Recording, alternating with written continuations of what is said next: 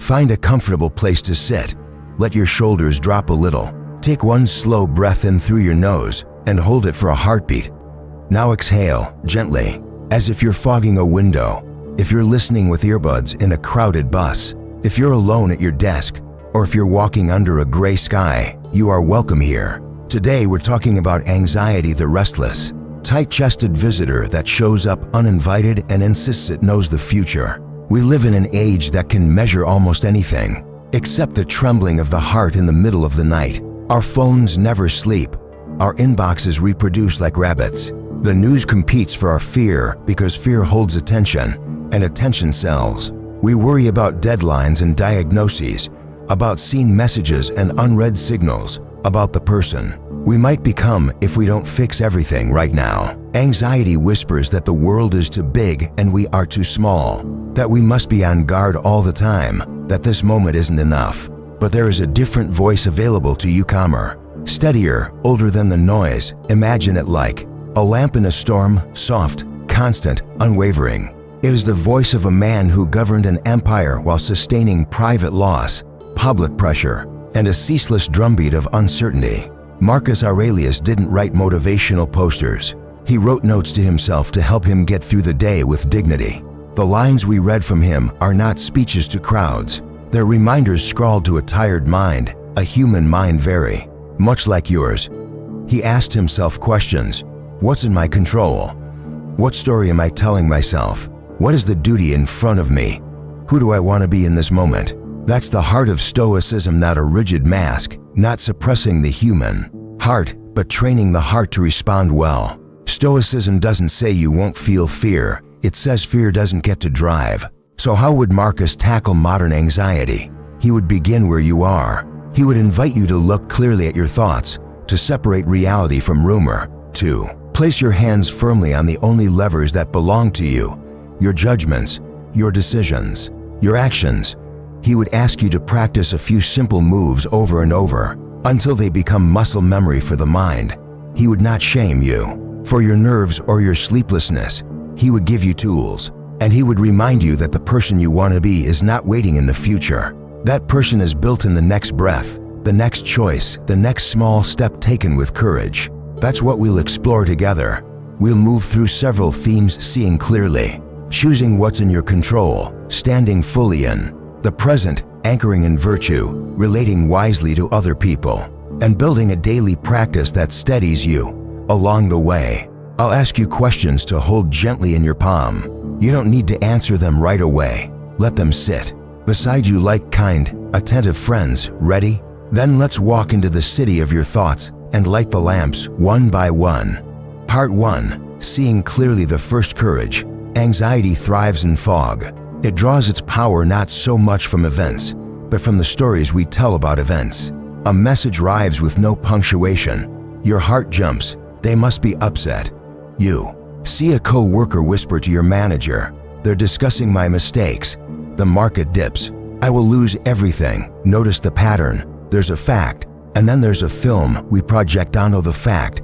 Stoicism begins by dimming the projector. Marcus would say, "You're not disturbed by things, but by your judgments about things." That's the first courage, not slaying dragons, but looking your thought in the eye and asking, "Is this accurate? Is it whole? Or is it a rush job?" So try this with me now. Bring to mind a current worry, something that has been pacing back and forth at the edge of your focus. Name just the facts you can verify. No adjectives, no forecasts, just the plain stones of reality. Then, in a separate line, name the story you are telling about those stones. Do you feel a little space opening between them? That space is freedom. In that space, your breath can move, your reason can speak. Anxiety hates that space. It wants fusion, fact, and interpretation glued together so tightly you cannot pry them apart. But you can, not perfectly, not always, but enough. In practice, seeing clearly is remarkably physical. Stop the scroll. Put the phone face down. Let your eyes rest on a single object, a mug, a tree, a patch of sunlight on the wall. Describe it silently. The handle is curved, the bark is textured, the light is moving. You're practicing the skill of attention without interpretation. This does not solve your problem by magic. It does something more humane. It interrupts the automatic cascade from sensation to panic and invites your wiser mind into the room. Now consider a different scene. You open your calendar and see the week ahead. Meetings stacked like bricks, a drive across town, a medical appointment with unknown results. The nervous system reacts before you can negotiate with it. Fine, let it. Fear is a messenger, not a dictator. Ask it, what are you trying to protect? Often, fear is trying to keep us safe from embarrassment, rejection, or uncertainty. Offer it a seat. Then ask the question Marcus would ask. What is the thing in front of me? Right now, not the whole staircase, just the next step on the stairs. Seeing clearly is the first kindness we can offer to ourselves. It's not dramatic. No one will applaud. But the fog thins. You feel your feet again. The day seems workable. And if a new wave of worry rises, you do not scold yourself for failing. You simply pick up your tools again. This is the craft of living.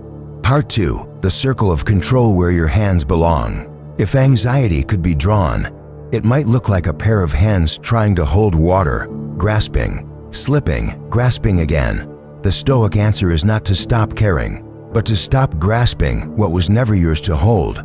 Marcus would offer you a clean diagram to circles. The inner circle, what is up to you? The outer circle, everything else. What lives in the inner circle? Your judgments, intentions, choices, actions, efforts, and the character you cultivate while doing them. What lives in the outer circle? Other people's minds and moods, the weather, the headlines, traffic, the past, and the outcome of your efforts. Yes, even outcomes. You can steer your behavior. You cannot guarantee the results. Does that feel frustrating or freeing? Notice the little tug you feel at the word outcomes. We were raised to clutch them. We learn to evaluate our worth by metrics beyond our control scores, like sales, praise, promotions. No wonder we're anxious. But imagine the relief of dedicating yourself to the craft of excellent action, while gently releasing your claim on what follows. This isn't passivity, it's disciplined humility. It's the way a craftsperson works. Plan, prepare, act, review. Then rest the tools. Try this practical move. Take a situation that is bothering you, a strained relationship, a project at risk, a date with uncertainty. Write to columns, mine and not mine. Under mine, list concrete behaviors you can do today. Under not mine, list the other person's reaction, external circumstances, and the outcome. Now look at the mine column and choose one action that respects your values. Send a message that is kind and clear. Prepare thoroughly. Ask a good question. Take a brisk walk to steady your mind before the call. Then do it. Afterwards, review what you can improve next time. If this sounds simple, that's because medicine often is. The challenge is consistency, not complexity. You may ask, but what if I really need the outcome? Of course you do. You're human. Marcus needed outcomes, too. He wanted peace in the provinces, health in his family, and loyalty among his commanders. He fought for those outcomes with planning and resolve, and still, he practiced letting go. Because when the world does what the world does as it will, you deserve a way to remain whole. Anxiety tells you that clutching harder will save you. Experience teaches a different lesson. It will only exhaust you.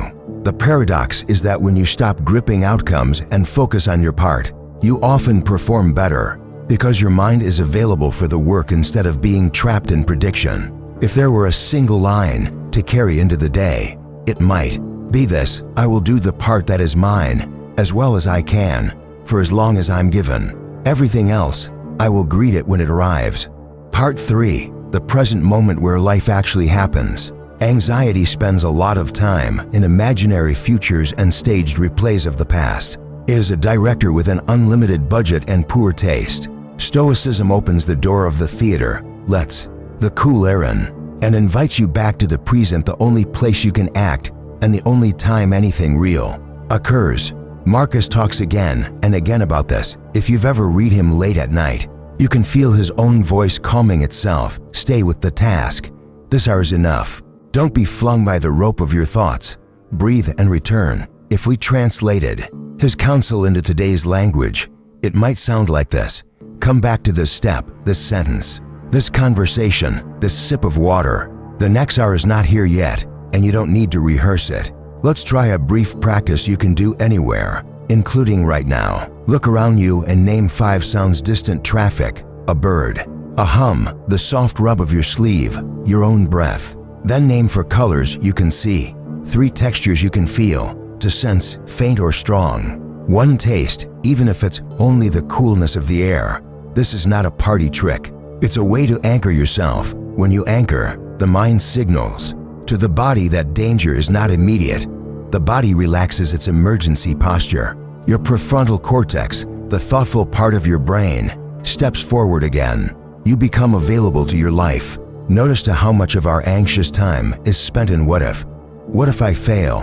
What if I lose them? What if something terrible happens while I'm sleeping? Stoicism doesn't banish what ifs. It harnesses them with a practice called premeditation. You briefly imagine realistic difficulties, not to stew in them, but to plan a wise response. If you're worried about a tense meeting, visualize it. Not catastrophically, but concretely. See yourself breathing before you speak, asking clarifying questions, steering back to the goal, and ending with a summary. Now you have a map. When the moment comes, you won't be surprised by the terrain, but after you plan, you release. The most compassionate thing you can do for your tired mind is to stop rehearsing beyond usefulness. Set a small boundary with yourself. Deliberate for 15 minutes, write the plan, then return to the present. Worried thoughts will return later. When they do, greet them with a line you've prepared. We planned for you. We're working the plan. Then turn to the next wholesome action. Fold a shirt, wash a dish, send a kind message. The present is full of small doors back to calm. This might be the simplest takeaway of the whole conversation. You don't have to carry all of tomorrow at once. You can meet it 1 cup of tea at a time. Part 4. Virtue as North Star. Choosing who you'll be. Anxiety grows wild where values are vague. If you don't know what you stand for, every breeze can knock you over. Marcus wouldn't ask you to chase calm as a mood. He would ask you to practice character as a way of moving through the day. In Stoicism, virtue isn't a stiff word. It's the daily art of being a decent human. Wisdom, courage, justice, and temperance, think of them less like ancient labels and more like reliable tools. Wisdom asks, what is true here? What is the whole picture? Courage asks, what is the next right thing, even if I'm afraid? Justice asks, what serves more than just me? What is fair? Temperance asks, what is enough? With these 4 companions, you don't need perfect certainty before you act. You need a direction. Anxiety says, I can't move until I know how it ends. Virtue says, move 1 step in alignment, then review and adjust. Let's make this practical. You receive a message that feels sharp. Anxiety says, defend yourself now. Prove your worth. Wisdom suggests, pause. Ask what they're really asking. Check if there's truth in it. Courage says, if an apology is due, give it without drama. If a boundary is needed, state it calmly. Justice adds, consider how your reply affects the team, not just your feelings. Temperance concludes, keep it concise, don't overshare, end with clarity. Do you feel how that moves you from reaction to response? That's the difference between being driven by anxiety and being guided by values. We can apply the same pattern to modern traps. Social media makes comparison effortless. The mind says, everyone is ahead of me. Wisdom counters, you're seeing highlights, not whole lives. Courage invites, post your work when it's ready, not perfect. Justice asks, who could benefit from your honest process? Temperance suggests, set a time box for scrolling. Close the app when you reach it. Each choice lands you back in your own life.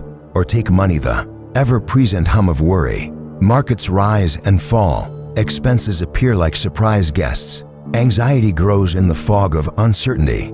Your values can walk you through. Wisdom, learn the basics, make a plan. Ask for help if you need it.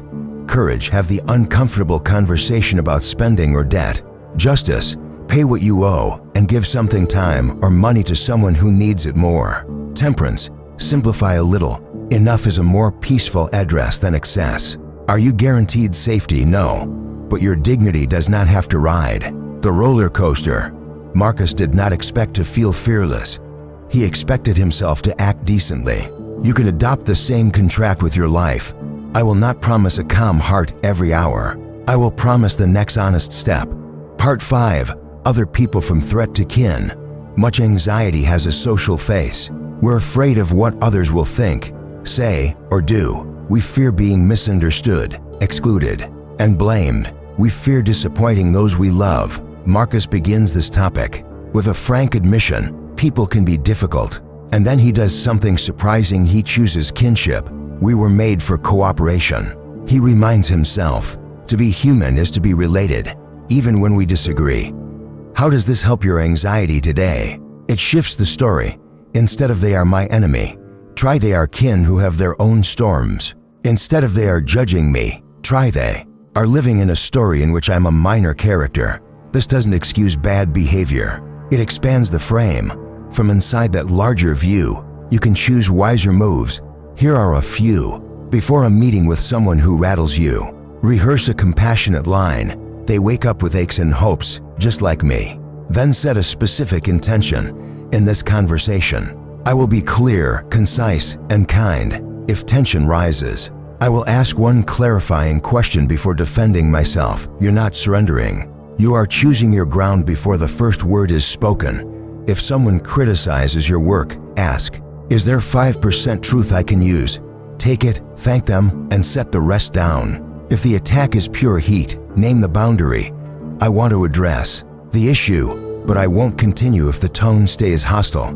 If your mind keeps replaying the encounter hours later, try a small ritual Marcus would recognize. Write a short account of what happened, without adjectives, and end with a sentence that returns your agency. "Tomorrow I will do X."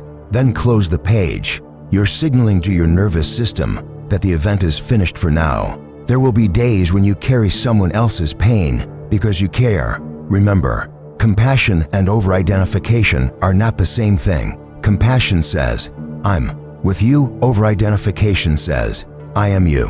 The first helps, the second drowns you both. Stoicism is not coldness, it's warmth within steadiness.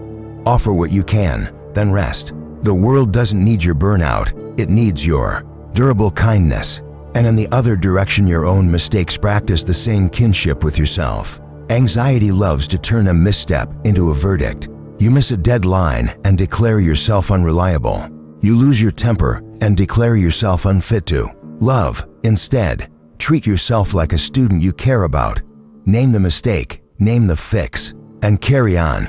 But shouldn't I hold myself to high standards? You ask. Yes, high standards and gentle methods. Marcus never wrote, "Scorn yourself into excellence." He wrote, in essence, teach yourself like a reasonable person.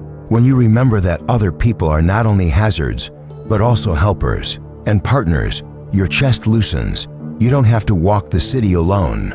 Part 6. A daily practice. Small moves, real peace. Philosophy becomes a friend when it becomes a routine. You don't need to overhaul your life. You need a few moves you can repeat. Marcus had his morning framing, daytime checkpoints, and evening review. You can adapt that rhythm to a modern day without turning it into a performance. Begin in the morning with a sentence or two to set your posture. You might say, "Whatever comes today, I will meet it with patience and clarity. I will focus on the part that's mine." If you like, add a line about people. "I will remember that everyone I meet has a hidden story." Notice, nothing here depends on the world behaving. It depends on your returning to yourself. Before you open the floodgates of news and messages, make one thing good. It could be as simple as making the bed with care, writing one paragraph with your full attention, or stretching in the quiet for 2 minutes. Start your day by proving to yourself that you can choose quality over speed. During the day, place small checkpoints. Every time you touch a door handle or pause before a new task, ask, "What is the task now? What matters most in it? How do I want to show up?" If your mind is tangled, try a one-line reset. Fact, action, value. Name the fact, name the next action in your control, name the value that action serves, then do it. Your body is not an accessory to your mind's health, it is the foundation. Consider a practice Marcus couldn't have named but would have recognized. Deliberate breathing, box breathing, for counts in, for hold, for out, for hold. Can ease the body's alarm. A brisk walk without a phone can reset your mood. A glass of water and a few slow stretches can reduce the sense that life is racing beyond you. On difficult days, add voluntary discomfort in a gentle form. Finish your shower with 30 seconds of cool water, or leave your phone in another room for an hour. You're teaching your nervous system that you can handle small discomforts on purpose, so you're less rattled by the ones you didn't choose. In the evening, practice the simplest audit. Without cruelty, ask yourself 3 questions. What did I do well today? What could I have done better? What will I do differently tomorrow? Keep your answers short and real. If you broke a promise to yourself, make the next promise smaller and keep it. If you kept a promise, notice it. Quiet self-respect grows each time you keep a promise, even a tiny one. Anxiety has a harder time bullying someone who trusts themselves, and sleep treat it as a virtue. Guard the last hour of your day like a little temple. Dim the lights. Put the device away. Read a page or write a few lines if your thoughts dry. To start a board meeting at midnight, tell them, "We open at 8 a.m. You can even keep a note card by the bed. What is in my control at 1 a.m.? Close eyes. Breathe. Let go. You're not failing at life if you need these reminders. You're practicing being human in a noisy age. Part 7. Turning obstacles into fuel. The quiet power of Amor Fati. Let's talk about the moment when things go wrong, not hypothetically, when they actually do. The plan breaks, the person leaves, the test result isn't what you hoped. Anxiety rushes in with a script. This is the worst thing that could happen. You cannot handle it. The story is over. Marcus offers a different script, not cheerful, not naive, but fierce. What stands in the way becomes the way. How not by pretending pain is pleasant, but by asking a different question. Instead of why me, try, what does this call for in me? If a project fails, perhaps it calls for humility, for learning, for building a better system. If you're criticized unfairly, perhaps it calls for steadiness and a clear follow-up. If you face a real loss, perhaps it calls for courage, the courage simply to endure, to let others help, to grieve without collapsing into bitterness. This is Amor Fati, love of your fate, not because every event is good, but because you choose to meet each event with the best in you. You're not going to life, you're partnering with it. Consider a common modern obstacle. Technology breaks. At the worst time, a file disappears. A link fails 5 minutes before you're present. The body heats. The breath shortens. The story begins. This will ruin me. Pause, ask, what's in my control for the next 3 minutes? Maybe it's to breathe, to name the issue calmly to your audience, to switch to a backup file, to continue with clarity. Afterwards, review how to reduce the chance of repetition. In this small way, you turn an obstacle into a teacher. Or think of relationships. Someone sets a boundary you didn't expect. Anxiety says, you're being abandoned. Another reading might be, they're practicing honesty, which gives you the information needed to respond with respect. The obstacle, the sting of disappointment, becomes the way deeper maturity. This isn't a trick to feel better, it's a choice to be better. When grief is involved, go gently. Stoicism doesn't ask you to mute your sorrow, it asks you not to add despair to it. Loss is part of the design, love makes it sharper. Marcus knew this. He buried people he adored. He wrote to himself about the impermanence of everything, not to become cold, but to treasure more fiercely the good that's here. Let yourself cry, hold a hand, then, when you can, do one small act that honors what you loved. The obstacle becomes the way, not because you smiled through it, but because you continued to choose love over bitterness. The more you practice this turning, the more resilient you become. Not hard and brittle, but supple. You're like a tree that bends into you and stays rooted. Anxiety may still knock on your door, but you'll have something to say. I have work to do. If you wish to come along quietly, fine, but I'm going. Let's return to where we began, to you sitting or walking, listening with your own private hopes. Anxiety will visit again. The world will remain partly wild. People will surprise you, delight you, and disappoint you. Plans will change. Your body will tire. In that same world, you can build a life that is sane and courageous. Not a life without nerves, but a life where nerves do not own you.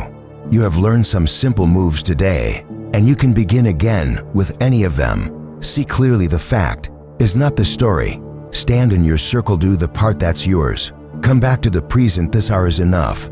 Choose your values: wisdom, courage, justice, temperance as traveling companions. Treat people as kin, including yourself. Establish a small daily rhythm that keeps your hands on the wheel. And when obstacles rise, practice the quiet art of turning them into fuel. Marcus Aurelius wrote to himself because he needed the reminder. As much as we do, there's no shame in needing reminders. There's only the work and the solace that comes from doing it. If you want a single sentence to carry into the next room, let it be this: I will meet the moment with the best in me. Whisper it before a call. Repeat it in traffic.